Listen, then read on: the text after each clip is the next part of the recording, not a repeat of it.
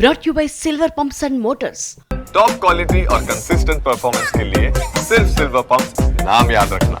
ఇక అంతకు ముందు నారాయణపేటలో మహిళా సమాఖ్యకు సంబంధించిన పెట్రోల్ బంక్ ని కూడా ప్రారంభించారు సీఎం రేవంత్ రెడ్డి. రాష్ట్రంలోని సమస్యల్ని ఒక్కొక్కటిగా పరిష్కరిస్తున్నామని చెప్పారు. మహిళలు స్వయం శక్తిగా ఎదిగేందుకు సహకరిస్తుంది కాంగ్రెస్ ప్రభుత్వం అని చెప్పారు రేవంత్ రెడ్డి.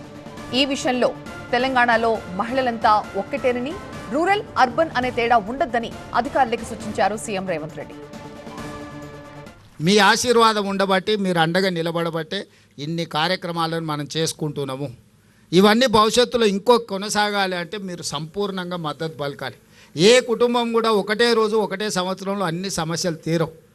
మనం ఇల్లు కట్టాలన్నా, ఇంటి ముందర అలుక్కోవాలన్నా, పండుగ చేసుకోవాలంటే కూడా ఇల్లు అలకంగానే పండుగ అవుతుందని పెద్దలు అన్నారు కదా. అట్లనే ఒక్కొక్కటి పరిష్కరించుకుంటూ వస్తున్నాం. మళ్ళీ చాలా రోజులకు మళ్ళీ మిమ్మల్ని ఒంటింటికే పరిమితం చేసిన పరిస్థితి నుంచి మళ్ళీ బయటకు వచ్చి మీరు మీ స్వయంగా మళ్ళా పనులు కార్యక్రమాలు తీసుకునే స్టేజ్కి ఈరోజు మనం వచ్చినాం. ఇక్కడ నుంచి ఇంకా వ్యాపారంలో వేగంగా ముందుకు పోవడానికి అవసరమైన ప్రణాళికలు చేస్తాం.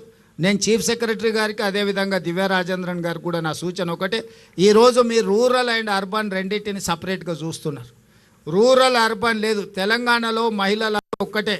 కార్పొరేషన్లో హైదరాబాద్లో ఉంటే ఒక రకము, లేకపోతే ఇవాళ నారాయణపేటలో ఉంటే ఇంకో రకం కాదు. మహిళలు అంటే తెలంగాణలో మహిళలు అందరూ ఒక్కటే. దీన్ని మొత్తం ఒకటే విధానంతో తీసుకొని ముందుకు రావాలి.